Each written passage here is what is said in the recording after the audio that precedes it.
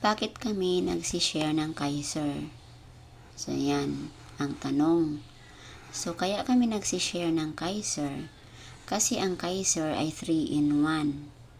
So, dito sa Kaiser, ito yung tinatawag namin na complete financial plan. Kasi, dito sa Kaiser, 3-in-1 na siya. Meron siyang healthcare, meron siyang insurance, meron na rin siyang investment. So, sa atin na mga baguhan, so, instead na kukuha tayo ng hiwa-hiwalay na produkto on how to start and build and how to save ng unang step, kailangan natin ng healthcare, kailangan natin ng protection. So, dahan-dahan hanggang makarating tayo doon. So, ang Kaiser, meron na siyang meron siyang healthcare, meron na din siyang protection kasi may insurance siya. And then, meron na rin siyang investment.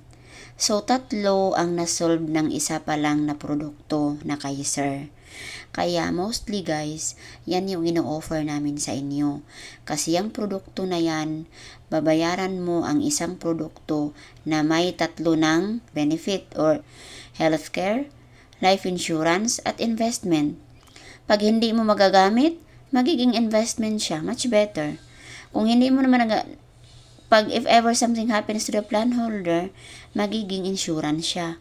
So, may protection ang ating mga anak or lalo na pag tayo ang breadwinner. Kasi guys, sa buhay natin, may mga tanong, ayan o yung tanong, what if, lalo na pag ikaw ang breadwinner. Ang breadwinner means ikaw ang nagtatrabaho para maitaguyod ang pangailangan ng iyong pamilya.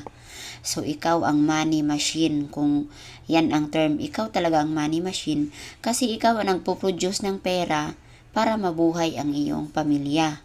So, ito, yan. The complete financial plan. Yan yung tawag namin sa Kaiser.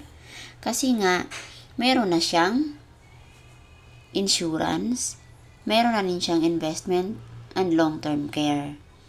So, yan yung kailangan natin at pinaka-basic how to save the right way. At ito ang dapat natin susundin para ma-build natin ang tama. Kasi pag dumiretso tayo guys dun sa investment na wala tayong ito, if magkasakit tayo, dudukutin natin yung investment at ihilanin natin pa healthcare. Kaiser is only 7 years to pay. 7 years to pay lang siya guys. Ito o yung pre-computed book.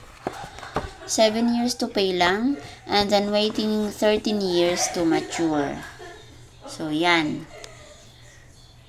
Pag nagkasakit ka, magagamit mo siya.